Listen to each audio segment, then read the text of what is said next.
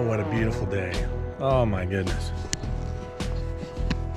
We're hanging out in the backyard, and today I've got to do a little bit of the Super Bowl shuffle here with some things, some items. I have something very exciting to show you. So I've got to move Ms. Betty, the camp trailer, out of the way so I can get my truck back here and hook up to Mac, the enclosed trailer. So there's something inside.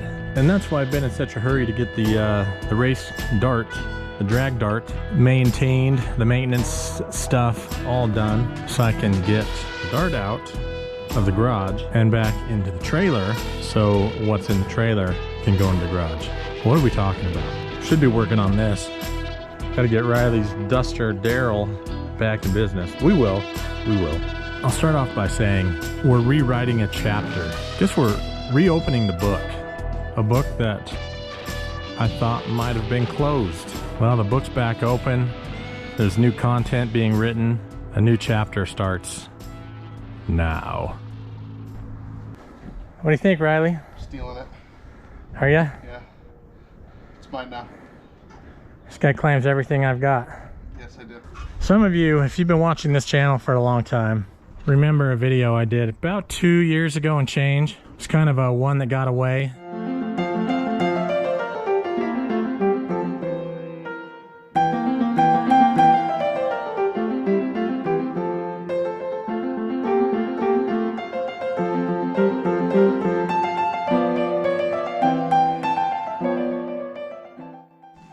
Good evening, and welcome to Half-Assed a Piece Theatre. I'm Alistair T. Tonight's story takes us back to the 20th century, late December 1999. We find our champion in need of a race car. Our story begins with a friend discovering the perfect ride in a local newspaper classified. Enjoy.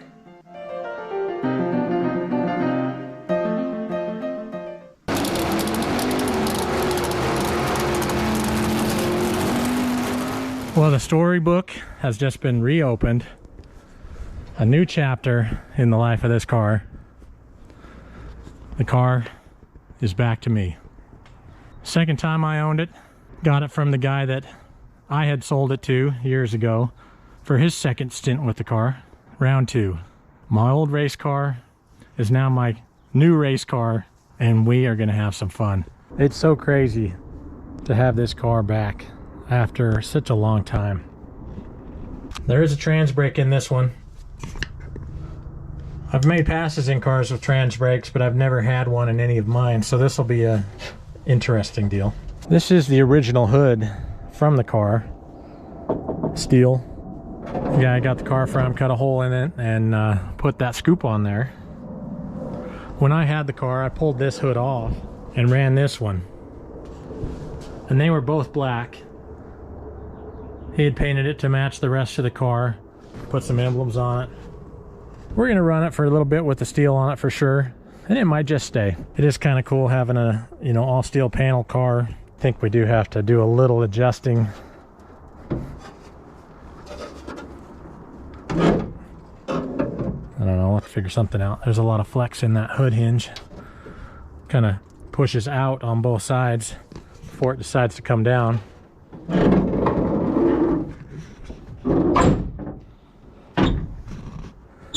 And we've got a pretty tight gap over on this side, so we'll have to figure that out. But it does have the 6-pack hood on it. I think these cars look really good that way. But now for the meat and potatoes.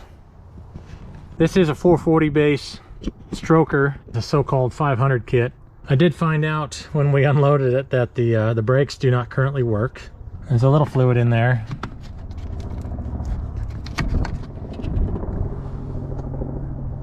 Can't see any in the back at all. I will probably be going through the brake system, replacing a few parts. But this motor is fresh. It had a lot of cylinder head work done while it was out and apart. It was re-bearinged, re-ringed, all that fun stuff. Yeah, the head's a little bit of work, a little port work I think even too. So they are the aluminum 440-1 Indies. It does have disc brakes on it. We'll look at the underside more when we get it in the shop and on the rack. This is an alcohol dominator. He was planning to run methanol.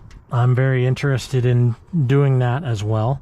I'll have to learn all about methanol, but it's going to be awesome.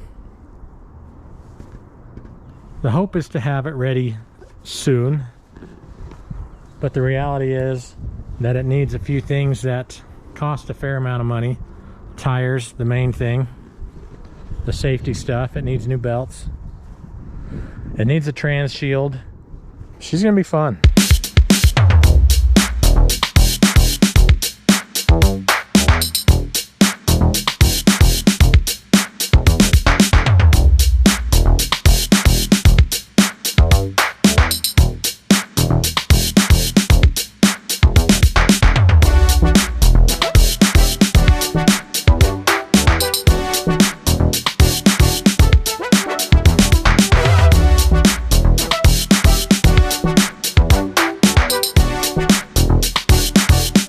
That was fun. This looks pretty good in here on the rack.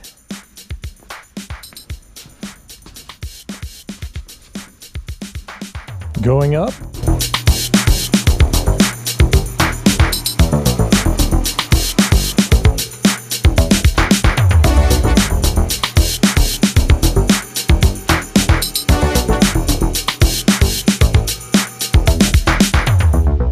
Might as well start at the back. That's new. Like some terminals to charge the battery been added at some point. Bigger fuel line. I had number 8 in it when I had it last. Looks like at least number 10. And a different pump, a bigger pump. Filter. Fuel pressure gauge. Yeah, looks like a BG pump, a big one. There's a few things that I've always wanted to kind of clean up on here. And we do have a lot of critters and things that we'll have to kind of take care of. They were stock springs, if I remember correctly, and I actually took some leaves out of it to lower the car. And it's still got the Rancho 9000s. These are multi-way adjustable shocks. If those are the ones I had in it, they're 20 years old and then some, a little older than that, so it might be time to put some shocks in it. Still got the cow tracks going on. Oh, that tire's awful close, isn't it? It's definitely rubbed. So we'll have to look at that. Might have to change the offset on the wheel. See if there's any room on the other side. But yeah, there's a monster tub in there, and this is a pretty good tire. 29.5, 11.5. Of course, the 8 3/4, that has been narrowed. More critters and creepy crawlers that we'll have to deal with. Unfortunately, that's what happens when they sit. Not really sure what's going on with the ratchet strap here. I'll have to get that out. Let's just do it.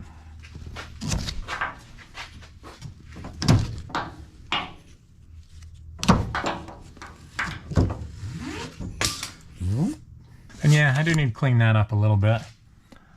When the cow tracks got put in it, I put the cow tracks in it. I had to clearance the spring box, the front mount, front hanger, and I sucked. Let's just say that. I'm gonna try and clean that up a little bit. Shifter cable hanging out back here. Little rust, I gotta deal with that. It's got the drive shaft loop, of course. A little bit of rust developing in some spots. Things we gotta grind and treat. I'll have to get some bolts for the transmission cross member. I'll have to put a mount in there. And this transmission was supposedly fresh, but it has sat for a while, so I worry about that a little bit. It may have to come back out. We'll see. We'll get that cleaned up though. It is a deep pan and there is a trans brake in it. It does have a mid plate in it. Can't tell what's going on with the shifter attachment. I'll have to deal with that, I think. I need a trans shield. Not sure what converter that is. I believe it's an 8-inch. Hopefully it's somewhere in the neighborhood of 4,500 to 5,000 at least on the stall. And looks to be a pretty new flex plate, at least clean. 69 casting block. There's at least a windage tray in it. It is a 440 source rotator in it. And then you can see an external pickup on the oiling system. We'll get that fram off of there, don't worry. Just noticed the bottom of the header on cylinder number 3. So we'll have to repair that. Can't run it like that for sure. I've got another couple of sets of headers, so if I need to swap them out, so be it, I will. By now, some of you have probably noticed that there is no K-member in this car, and there's also a rack. You know, I've had some fun issues with the rack in my Dart. This is a little bit different setup. It almost looks like a kit. You pull the K-frame, actually cut it. It looks like this section of the K-frame remains. and some additional metal welded above it to weld the support for the steering. But it does use the ball joints, the factory ball joints in the car. Flip them side to side so the knuckle is on the front. You can attach a tie rod end from the rack. And this unit here doing the work of the strut rod. You can see the front bolt hole of the original K-frame situation. And you can see this piece of tubing here in the front. That becomes the attachment point for the strut rod and the rack itself. So this was added after I sold the car, but looks to be a decent deal. I think it will have some of the geometry issues that my Dart has, at least as far as, you know, backing the car up, you know, turning it sharp, those sorts of things. As long as it goes straight as an arrow, that's not a problem in my opinion. If anybody recognizes this as a kit, I'd love to hear about it, know what it is. Not that it matters, but you may notice that only one side of the original motor mount remains. Kind of looks like the other side had been ground off for some reason. Doesn't matter in this because it's in a race car with a motor plate. Same situation on this side. Yeah, just noticed that. And this unit here is some sort of an electric vacuum pump. It was added to the car when the thing kept kind of pushing seals out. A vacuum pump on a high compression engine, definitely a good thing. It's got some really good disc brakes on it. Aerospace components, a coilover shock up front, doing the work of the torsion bars, the former torsion bars. So I've got a little bit of work ahead of me, guys. Well, I definitely feel right at home in the car. There was a lot of echo inside the car when I was trying to talk. So here I am. I'm excited about it.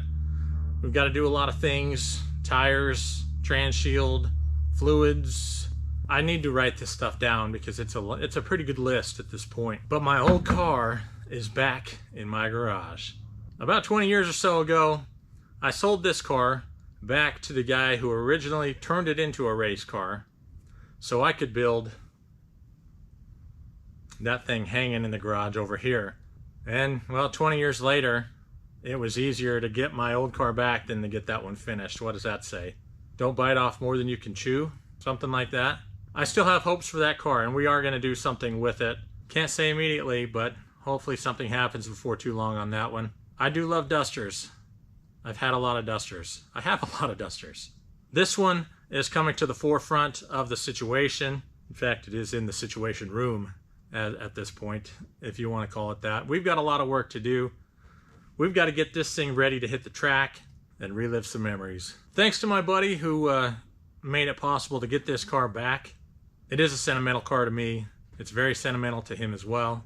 And I think he was just kind of hated to see it sit. And that's where we were at with it at that point.